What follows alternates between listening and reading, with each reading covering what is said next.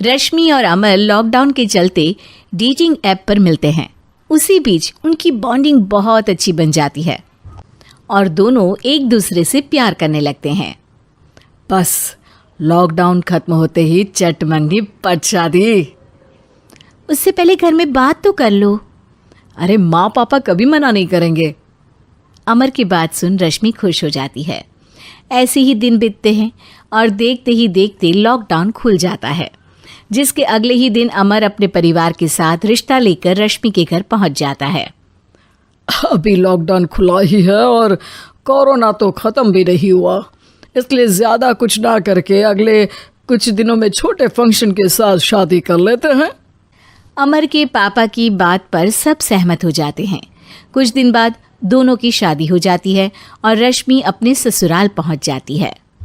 बेटा, शादी तो तूने अपनी मर्जी से कर ली, लेकिन बहू को बोल देना इस घर में हुक्म मेरा ही चलेगा, इसलिए अपना राज जमाने की कोशिश भी ना करें। माँ, रश्मि को यहाँ सिर्फ प्यार, आशीर्वाद और अपनापन चाहिए, पैसा या राज नहीं। बेटी की बात पर सास मुंह बनाए वहाँ से चली जाती है और अब वो हर रोज़ रश्मि को परेशान करना और ताने देना शुरू कर देती है। देखो, ये है आजकल की लड़की, इंटरनेट पर लड़कों से बातें करते हुए इन्हें शर्म भी नहीं आती, और यहाँ तो देखो कितनी सीधी सुशील बनकर दिखा रही है। मम्मी, शादी के रिश्ते वाले इंटरनेट ऐप से जब किसी को कोई दिक्कत नहीं है, फिर डेटिंग ऐप के जरिए मिलना किस तरह गलत हो सकता है? रश्मि के डेटिंग ऐप वाली बात सुन उसकी हैरान सास तुरंत तुनक कर पूरे घर को सिर पर उठा लेती है, जिसकी आवाज़ सुन अमर और उसके पापा भी वहाँ आ जाते हैं। हाय मेरी माता, इतना बड़ा झूठ! डेटिंग ऐप को इंटरनेट के जरिए मिली है बोलकर इस कलमुही को मेरे सर ला बिठा दिया। अरे नास पिटी, तुझे जरा भी शर्म नहीं आई? वहाँ न जाने कितने लड़कों से गुलू गुलू करके तुझे मेरा ही लड़का मिला था फंसाने के लिए। माँ, मुझे तो समझ नहीं आ रहा क्या बोले जा रही हो। डेटिंग ऐप इस्तेमाल करना कोई अपराध नहीं है, और तुम रश्मि को ऐसा कैसे बोल सकती हो? मैं भी तो था उस ऐप पर। पहले उसके लिए माँ से झूठ बोला और अब लड़ाई कर रहा है। सास और अमर की बात सुनकर रश्मि हैरान खड़ी रहती है। अमर, तुमने घर में झूठ क्यों बोला? ये सब देख रही हो ना, इसी की वजह से झूठ बोलना पड़ा। एक तरफ अमर और रश्मि की ये बात चल रही होती है, वहीं दूसरी तरफ सास का नॉन स्टॉप क्लेश सबको परेशान कर देता है। सब एकदम चुप, जो हुआ सो हुआ, अब मुझे कुछ ना सुनाई दे। पति की बात सुन सास चुप होकर वहां से चली जाती है, लेकिन अब वो रश्मि के सिर दुनिया भर के सारे काम डालकर उसका जीना पहले से भी ज्यादा मुश्किल कर देती है। मम्मी, मैं आपका गुस्सा समझ सकती हूँ, आपको जो करना है कर लीजिए, मैं कभी कुछ नहीं बोलूँगी। उम्मीद है किसी दिन तो आपका गुस्सा शांत होगा और नफरत प्यार में बदलेगी। रश्मि की अच्छाई को उसका नाटक समझकर सास गुस्से के 7वें आसमान पर चढ़ जाती है और उसी शाम रश्मि को नीचा दिखाने के लिए अपनी सहेलियों को घर बुलाकर उसकी बुराइयां करने लगती है। अरे कौशल्या, क्या बताऊं, आजकल के बच्चे ना बहुत एडवांस हो गए हैं। पहले रिश्ते घर परिवार वाले सब देख परख के कराते थे, और अब ये लोग खुद न जाने कहाँ कहाँ मिलकर खुद ही सब कुछ पक्का करके हमें बता देते हैं।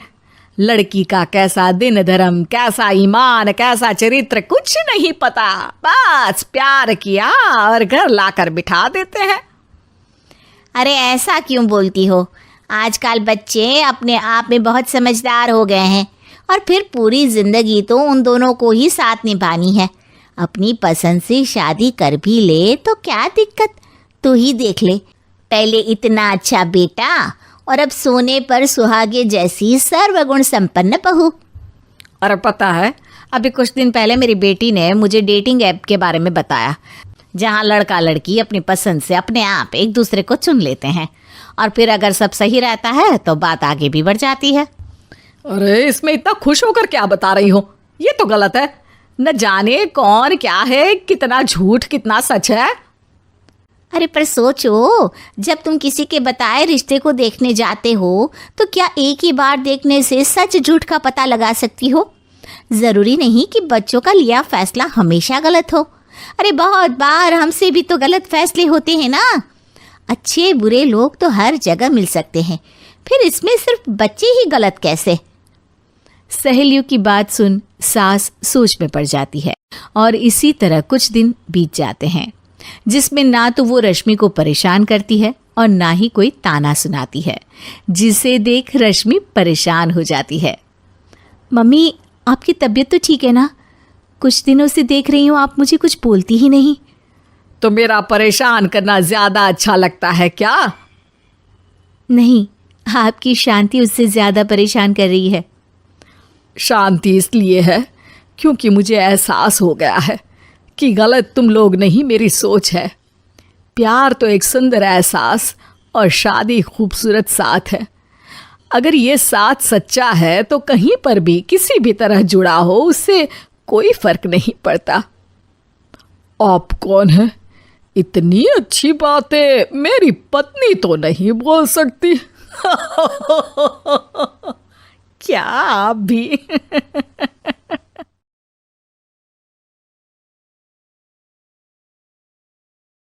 नौकरी, मजबूरी या शौक, सीधी सादी सी रोली की शादी सिड से तय होती है। शादी के बाद तुम नौकरी करना चाहोगी? नहीं नहीं, बिल्कुल नहीं। वैसे मैं ये नहीं कहती कि नौकरी करना ठीक नहीं है, लेकिन पर्सनली मैं ये सोचती हूँ कि मैं गृहिणी बनूंगी। हाँ हाँ, क्यों नहीं। गृहिणी बनना भी आसान नहीं है। एक सफल परिवार चलाना किसी देश को चलाने जितना ही कठिन है। रोली को सिड का साथ और बात दोनों अच्छी लगती है और फिर वो दिन भी आ जाता है जब दोनों की शादी हो जाती है। शादी के बाद ये क्या, सारा दिन किचन कपड़े और चार दीवारों के आगे पीछे घूमती रहती है। जा बाहर निकल कर देख कितनी स्मार्ट लगती हैं वो औरतें जो नौकरी करती है। हाँ, अच्छी तो लगती है सासू माँ, लेकिन मैं नौकरी नहीं कर सकती। मेरा मन घर के कामों में ही लगता है। अरे मेरी बेटी तो कमाती है, अपने को फिट भी रखती है और सास को भी खूब शॉपिंग करवाती है। अच्छी बात है ना सासू माँ, मैं तो जो है उसी में संतोष मान लेती हूँ। बरकत होनी होगी तो इसी में भी हो जाएगी। ये बोलकर रोली चली जाती है। एक दिन सास की सहेली घर आती है, जहाँ रोली उन्हें चाय के साथ कई तरह के पकवान बनाकर खिलाती है। अरे वाह, तेरी बहू तो बहुत गुणी है, कितना सब बना कर ले आई।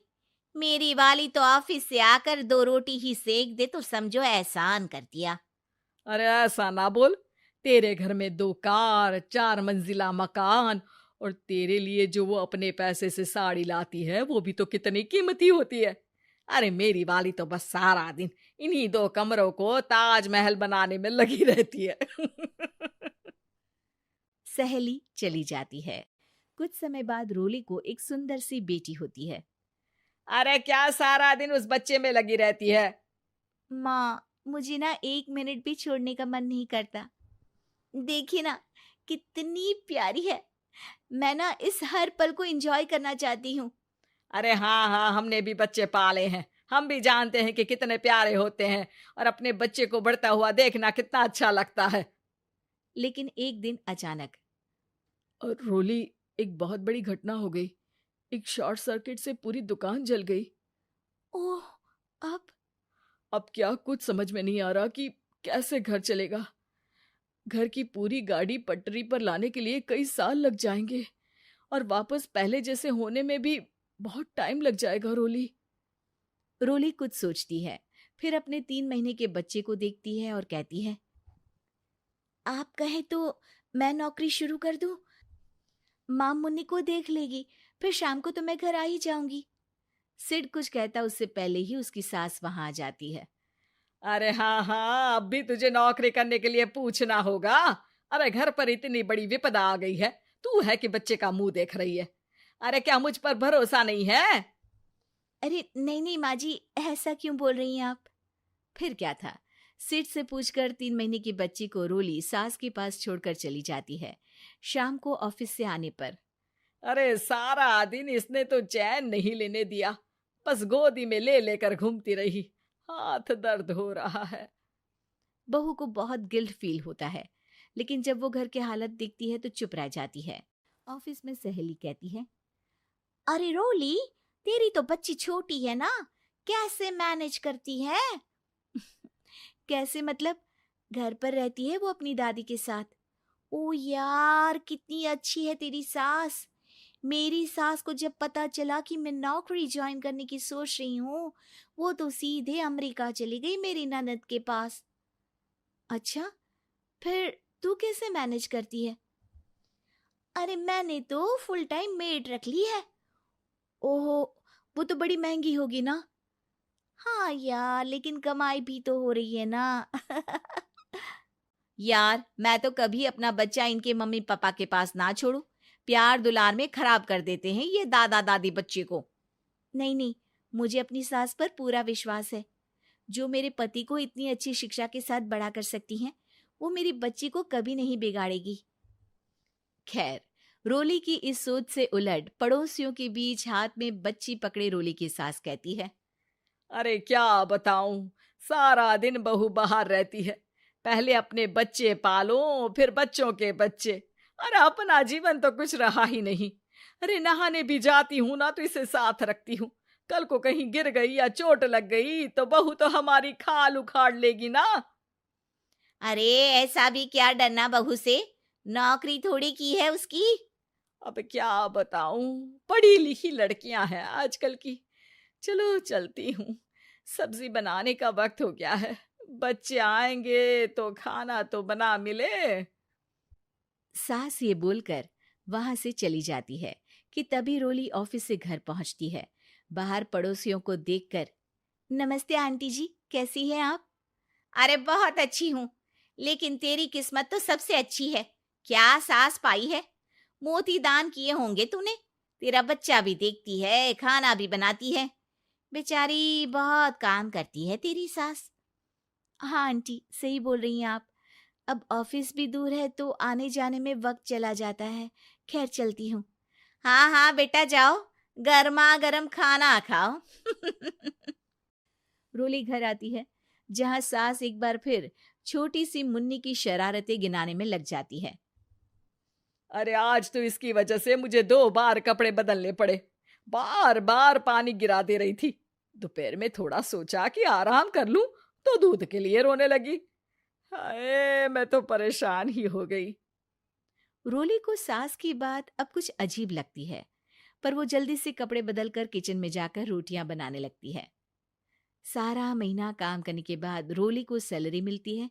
वो पैसे लेकर सीधे सास के पास जाती है। माँ जी, ये मेरी सैलरी। आपने हर कदम में इस घर का साथ दिया। मैं नौकरी करने के पक्ष में नहीं थी। मैं तो अपने बच्चे को बढ़ता देखना चाहती थी। मैं थोड़े में भी खुशी थी। कभी मैंने आपको किचन में पैर नहीं रखने दिया था। घर की मुसीबत नहीं आती तो मैं कभी इन जिम्मेदारियों को आप पर पड़ने नहीं देती। अब सास समझ चुकी थी कि उसकी गलती कहाँ है। हाथ में पैसे देकर कहती है, मैं पढ़ी लिखी नहीं थी तो पति ने भी कभी पैसे हाथ में नहीं रखे। बेटे ने भी गल्ला संभाला, लेकिन तूने मुझे समझा। ये मेरा सम्मान है कि एक बहू होकर तूने पूरी सैलरी मेरे हाथ में रखी बेटा।